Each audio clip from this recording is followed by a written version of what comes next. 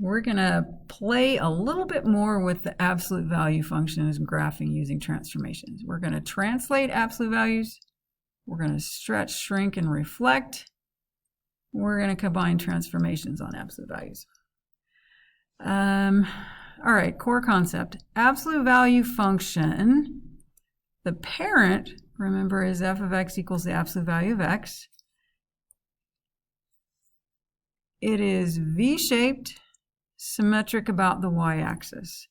I want to look at that graph.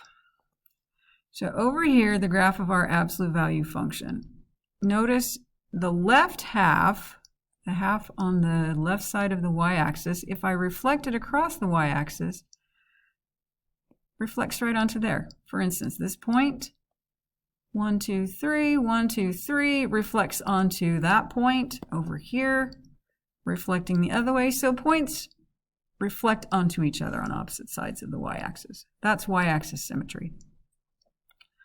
You reflect across the y-axis, it folds or matches onto itself. Y-axis symmetry. The vertex of our, here's that keyword vertex. The vertex is the point where the graph changes direction. And for this one, notice it switches from going down, decreasing, to going up, increasing. That happens at the origin. That vertex is the origin for this one. The domain is all real numbers. We're going to use capital R with the extra line just for shorthand notation. And the range is y is greater than or equal to 0. We're going to move on to some examples. All right, we're going to be graphing vertical translations and horizontal translations. Okay, we'll take a look at example 1, part A, absolute value of x plus 3. So this is the absolute value of x plus k, where k is 3. We're going to plug in negative 2. We get the absolute value of negative 2 plus 3.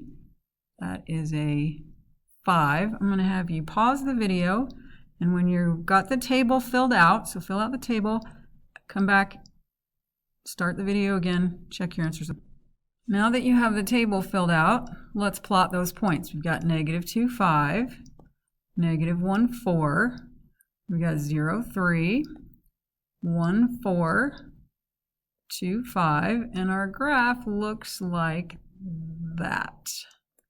So we've plotted the ordered pairs, we've drawn the V-shaped graph. Let's fill in this information right here. So the function g is of the form y equals f of x plus k, where k is 3. The graph is a vertical translation of 3 up, 3 units up. Notice our parent function just went 1, 2, 3 up. The domain is still all real numbers, so we'll put a capital R with the extra line. The range is y is greater than or equal to 3. Y is greater than or equal to 3. All right, that's our vertical translation. The next example that we're going to do, m of x equals the absolute value of x minus 2. We're going to make a table. Oh, first, let's look at this. This is the absolute value of x minus h. So h would be positive 2. All right, first value we're going to put in the table, we're going to put in 0. Absolute value of 0 minus 2 is the absolute value of negative 2, which is 2. I want you to pause the video, and I want you to fill in the rest of the table and come back and check your values with mine. Okay, we're going to go ahead and plot those points over on the other graph. So our graph of m is over here. We're going to do 0, 2. It's on the y-axis. We're going to do 1, 1. We're going to do 2, 0. We're going to do 3, 1. Notice where our corner is, where our vertex is at. And we've got 4, 2. Connect the points. Our vertex is at 2, 0. the function m is of the form y equals f of x minus h, where h is 2. Notice that shifted us to the right by 2, not to the left, to the right. This is a horizontal translation of 2 to the right, or right 2. Domain is still all real numbers, but the range is back to being y is greater than or equal to 0. Y is greater than or equal to 0. And now I want you guys to do the monitoring progress.